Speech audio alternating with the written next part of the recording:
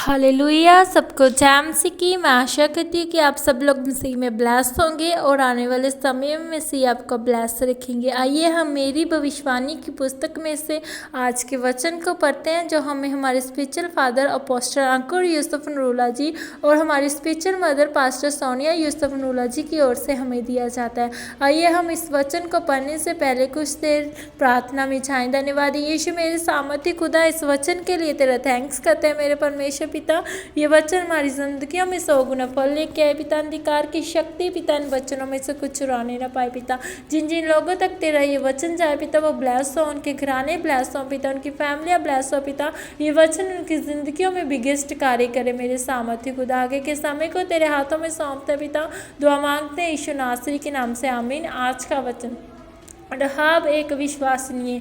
Salmon और रहाब के बेओज उत्पन्न हुआ, बेओज और रूत से ओबेद उत्पन्न हुआ और ओबेद से यीशे उत्पन्न हुआ और यीशे से दाऊद राजा उत्पन्न हुआ और दाऊद से सुलेमान उस स्त्री से उत्पन्न हुआ जो पहले उजरिया की पत्नी थी। मती 1:5 और 6। मेरे प्रिय, बाइबल में लिखा है कि परमेश्वर कहते हैं, चींटियों से सीखो कि वो कैसे गर्मियों में अपने भोजन को इकट्ठा करती, ताकि सर्दियों में जब भोजन ना मिले तो इसको अंदर बैठकर खाया जा सके। परमेश्वर कहते हैं, ना तो इसका कोई अगुवा होता है, ना उनका कोई सिखाने वाला होता है, लेकिन फिर भी वो अपने काम को लगातार करती रहती है। परमेश्वर के कहने का मतलब है कि वो अपने भविष्य के बारे में सोचती रहती हैं। बाइबल में लिखा है कि रहाब एक वेश्या थी। जब यहोशू ने देखा कि परमेश्वर सामने का देश हमें देता है, तो उसने 2 बेदिए भेजे कि आओ उस देश का बेद लेकर आओ। जब वो बेदिए बेद लेने के लिए गए तो रहाब का घर नगर से बिल्कुल बाहर था और नगर की दीवार के पास था, क्योंकि वो एक त्यागनी हुई औरत थी।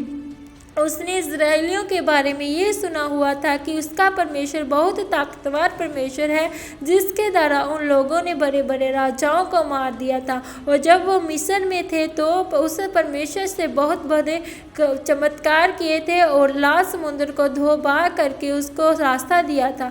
तो जब फिरौन उस रास्ते से निकलने लगा तो उसने उसी समुद्र को फिर से त्यों का त्यों कर दिया और राजा समेत सारी सेना समुद्र में डूब कर मर गई थी। और जब वो बेदिए रहाब के पास आए तो उसने उनको पूछा दिया, क्योंकि उस नगर के राजा को यह पता चल गया था कि इज़राइल के बेदिए हमें मारने के लिए आए हुए हैं।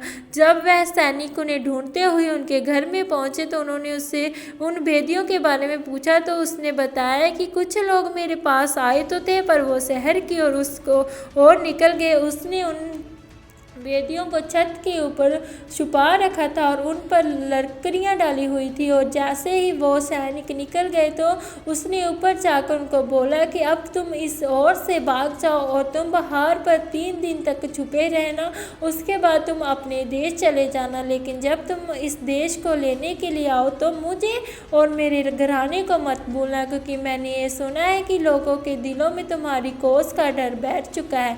ऐसे लोग जो अपने परिवार के द्वारा या समाज के द्वारा ठुकराए गए हैं या परिस्थितियों के कारण जो पाप में चले गए, जब उन्होंने परमेश्वर के सुसमाचार को सुना कि परमेश्वर इजरायलियों की ज़िंदगी में क्या कर रहा है, तो उन्होंने परमेश्वर पर विश्वास किया। मेरे प्रिय, परमेश्वर कहते हैं कि अगर तुमने मेरे सुसमाचार पर विश्वास किया तो सिर्फ तू ही नहीं बचेगा, पर मैं तेरे वंशों तक श्रापों को ख़त्म करूँगा और तेरे घरानों को भी बचाऊँगा। अगर आप देखें तो रहाब और सुलेमान की वंशली में तो से दाऊद ने जन्म लिया और फिर बाद में इसी वंशनी में से प्रभु यीशु मसीह पैदा हुए। परमेश्वर ने एक वेश्या को सिर्फ इसके विश्वास के कारण अपनी वंशवाली में शामिल कर लिया। उसे सिर्फ स्वीकार ही नहीं किया, माफ ही नहीं किया, बल्कि उसके घराने को भी बचाया और उसे ऊंचा भी किया। बाइबल कहती है, धर्मी की संतान टुकड़े नहीं मांगेगी, धर्मी का वंश पृथ्वी के ऊपर पराक्रमी होगा। अगर आप यहोवा का भय मानोगे तो आप कुशल से टिके रहेंगे और कोई भी तुम्हारे हिला नहीं पाएगा। आमीन। प्रार्थना, ये प्रार्थना आपके द्वारा की जाए। सर्वशक्तिमान परमेश्वर, इस वचन के लिए मैं आपका धन्यवाद करता हूँ। परमेश्वर, मैं ये प्रार्थना करता हूँ कि आपका अनुग्रह मुझ पर हो, कि आपने जिस तरह से रहाब के वंश को बचाया, मेरा घराना भी बचाया जाए प्रभु यीशु मसीह के सामर्थी नाम में, आमीन।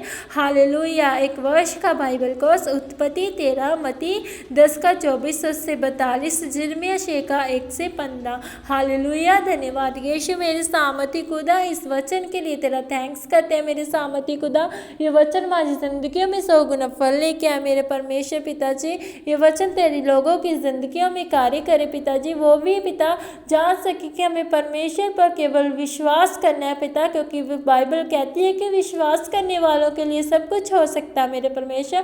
जैसे रहाब ने पिता परमेश्वर के ऊपर विश्वास किया, परमेश्वर को अपना उद्धारकर्ता माना पिताजी, और उसके ज़िंदगियों में बिगेस्ट कार्य हुआ पिता, वैसे ही पिता तेरे लोगों की ज़िंदगियों में भी बड़े कार्य हों इस वचन के जरिए पिता। उनकी ज़िंदगियाँ ब्लेस हो, उनकी ज़िंदगियों में बिगेस्ट राष्ट्रमणि आए मेरे परमेश्वर। आगे के समय को तेरे हाथों में सौंप देते हैं, तेरे दास और दासी को तेरे लहू में काबा कर देते हैं पिता।